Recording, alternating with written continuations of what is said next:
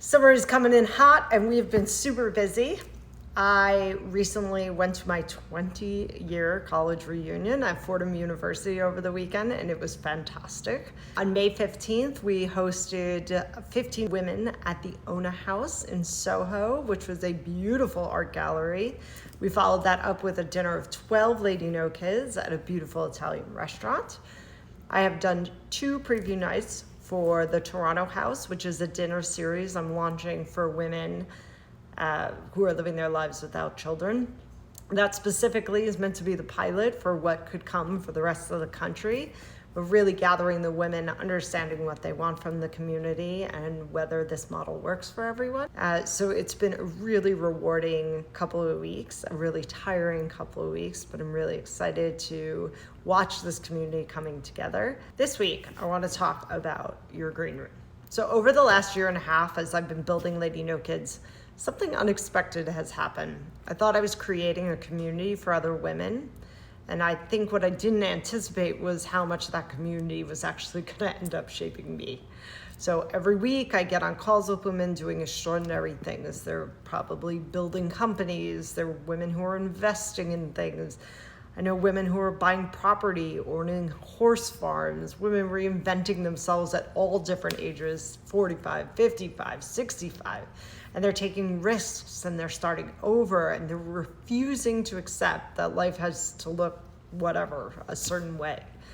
The weeks I'm surrounded by these women, I just really think differently. I make bigger decisions. I notice myself taking a lot more action. I'm feeling just more optimistic about my business and Lady NoKids and what I'm building.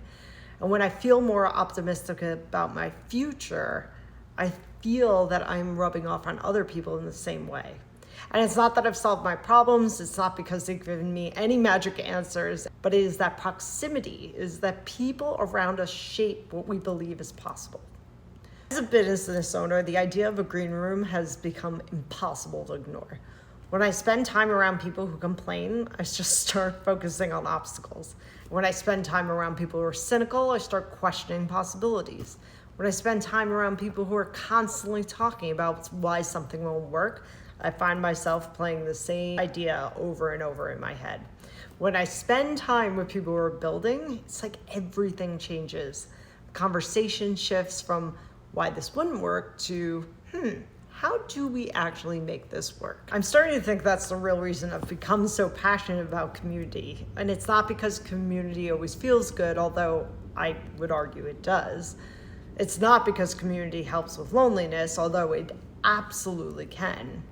But really because community changes what we believe is possible for ourselves. Once that changes, our whole life changes too. That's what I'm building with Lady NoKids, a room full of women who make each other bigger just by pure proximity. A room where ambition is normal and we can talk boldly and bigly about all of our accomplishments.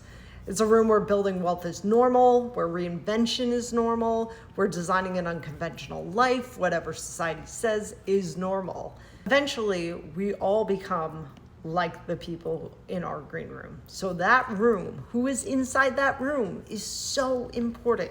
I want you to go back and look at your green room. Who are the people you're spending time with? Who are the people who are cheering you on? Who are you calling at the end of the day? And when you're done looking at the people in that room, do those people make you feel smaller, or do they make you feel bigger and bold? Everyone have a great week.